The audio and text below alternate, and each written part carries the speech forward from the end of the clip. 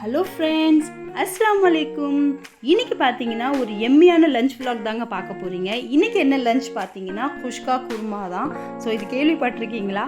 So எங்கள் இதில் அப்படி தாங்க சொல்லுவாங்க. ஸோ இன்றைக்கி பார்த்தீங்கன்னா மட்டன் குருமா வித் பகாரா ரைஸ் தாங்க. அதுக்கு பார்த்தீங்கன்னா இந்த அளவுக்கு பூண்டு எடுத்திருக்கேன், இந்த அளவுக்கு இஞ்சி எடுத்திருக்கேங்க. ஸோ இது பார்த்தீங்கன்னா ஒரு குத்துமதிப்பான அளவில் தான் எடுத்திருப்பேன். ஸோ அரைச்சி வச்சுப்பேன். நான் வந்து வீட்டில் இஞ்சி பூண்டு விழுது எவ்வளோ வேணுமோ அவ்வளோ சேர்த்துப்பேங்க. ஸோ இப்போ நம்ம வந்து இஞ்சி பூண்டு விழுது அரைச்சி எடுத்துக்கலாம்.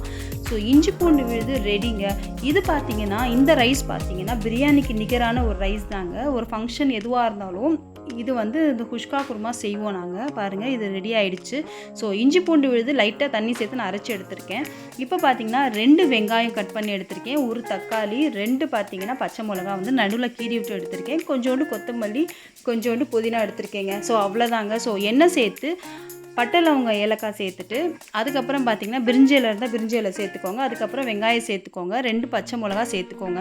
ஸோ இது நல்லா ஃப்ரை ஆகிட்டும். இது நல்லா ஃப்ரை ஆனதுமே நம்ம வந்து இஞ்சி பூண்டு விழுது சேர்த்துக்கலாங்க. ஸோ இஞ்சி பூண்டு விழுது நம்ம சேர்த்தாச்சு. இது வந்து ஆனியன் பார்த்திங்கன்னா லைட்டாக ப்ரௌனாக சேஞ்ச் ஆகிற அளவுக்கு ஃப்ரை ஆகணும். அப்புறம் இஞ்சி பூண்டு விழுது சேர்த்தாச்சு. அதுக்கப்புறம் ஒரு 1 மினிட் அரோமா வந்த அப்புறம் மீதி இருக்கிற தக்காளி, கொத்தமல்லி, புதினா எல்லாமே நம்ம சேர்த்துடலாங்க. இது நல்லா ஃப்ரை ஆகட்டும். உப்பு சேர்த்துக்கோங்க கூடவே. இது நல்லா வந்து ஃப்ரை ஆன அப்புறம் நம்ம தண்ணி சேர்த்துக்கலாம். அரிசி பார்த்திங்கன்னா 1 கப் எடுத்தோன்னா அதுக்கு வந்து 2 கப்பாக தண்ணி சேர்த்துக்கணும். நான் இன்றைக்கி நார்மல் வீட்டு பச்சரிசியில் தாங்க செஞ்சுருக்கேன். எப்போவுமே பார்த்தீங்கன்னா நான் வீட்டில் அடிக்கடி செய்கிறதால இந்த அரிசியில் தான் செய்வேன் ஃப்ரைடேலாம் செய்யும்போது. ஸோ இது வந்து பிரியாணி ரைஸில் செஞ்சால் ரொம்ப சூப்பராக இருக்கும். ஜீரக சம்பா செஞ்சிங்கன்னா அட்டகாசமாக இருக்குங்க. ஸோ கொதித்த உடனே மூடி போட்டு தம் போட்டு வச்சிடலாம். கொதித்த உடனே நம்ம ஸ்லோ பண்ணி வச்சுருவோங்க, சாப்பாடு ஆகட்டும். இப்போ பார்த்தீங்கன்னா குருமா செய்ய ஆரம்பிச்சிட்டேன். குக்கரில் பார்த்தீங்கன்னா கொஞ்சோண்டு எண்ணெய் சேர்த்துட்டு பட்டை லவங்கம் ஏலக்காய் சேர்த்துட்டு வெங்காயம் சேர்த்துக்கோங்க. வெங்காயம் லைட்டாக ஃப்ரை ஆனதுமே இஞ்சி பூண்டு விழுது சேர்த்துக்கோங்க. இது நல்லா ஃப்ரை ஆகட்டும். ஸோ இது நல்லா ஃப்ரை ஆகி அரோமா வந்த உடனே நம்ம வந்து மட்டன் சேர்த்துக்கலாம். 1/4 கிலோ அளவுக்கு நான் மட்டன் எடுத்திருக்கேங்க, வாஷ் பண்ணி சேர்த்துருக்கேன். உப்பு மஞ்சத்தூள் சேர்த்து நல்லா மிக்ஸ் பண்ணிக்கோங்க. இதுக்கப்புறம் பார்த்தீங்கன்னா 2 தக்காளி கட் பண்ணது, பச்சை மிளகா, அதோடு பார்த்தீங்கன்னா கொஞ்சோண்டு கொத்தமல்லி. இதுக்கப்புறம் பார்த்தீங்கன்னா தயிர் சேர்த்துக்கலாம். தயிர் சேர்த்திங்கன்னா டேஸ்ட் நல்லாயிருக்கும். 2 டேபிள் ஸ்பூன் அளவுக்கு நான் தயிர் சேர்த்துருப்பேங்க. இது நல்லா நம்ம மிக்ஸ் பண்ணிக்கலாம். இதில் பார்த்தீங்கன்னா மசாலாஸ் எல்லாமே சேர்த்துக்கோங்க. நான் பார்த்தீங்கன்னா தனியாவும் மிளகாய் தூளும் சேர்த்துருக்கேன்.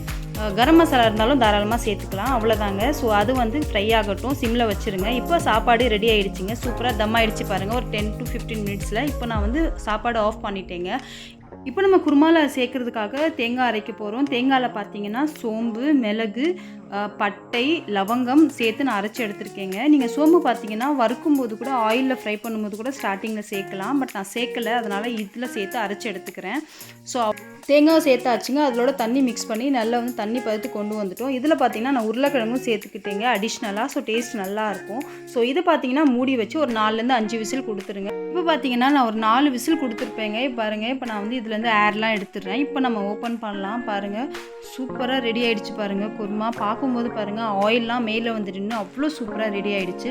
இது பார்த்தீங்கன்னா கொஞ்சம் திக்காக இருக்குது. நான் கொஞ்சம் தண்ணியாக எடுப்பேன். ஏன்னா நம்ம தேங்காய் சேர்த்ததால் இது கொஞ்சம் வந்து ஆற வந்து ஹீட் குறைய பார்த்தீங்கன்னா திக்காகும். ஸோ அதனால் நான் வந்து தண்ணி சேர்த்துக்கிட்டேங்க. தண்ணி சேர்த்து லைட்டாக ஒரு கொதிக்க வச்சு நான் சர்வ் பண்ண ஆரம்பிச்சிட்டேன். ஸோ இன்றைக்கி பார்த்தீங்கன்னா மட்டன் குருமா சூப்பராக ரெடி ஆகிடுச்சுங்க. இது பார்த்தீங்கன்னா எங்கள் வீட்டில் வாரத்துக்கு கம்பல்சரி ஒரு தடவையாச்சும் நாங்கள் செஞ்சுருவோம் ஃப்ரைடேஸில். ஸோ இது பார்த்தீங்கன்னா எங்களுக்கு பிரியாணிக்கு ஈக்குவலான ஒரு ஃபுட்டுன்னு சொல்லலாம். ஸோ அவ்வளோ டேஸ்டியாக இருக்குங்க. ஸோ சின்ன ஃபங்க்ஷன்ஸ்லாம் செஞ்சோன்னா ஸோ வீட்டில் அந்த மாதிரி செஞ்சுருவோம். பாருங்கள் மட்டன் எவ்வளோ அழகாக வெந்திருக்குன்ட்டு.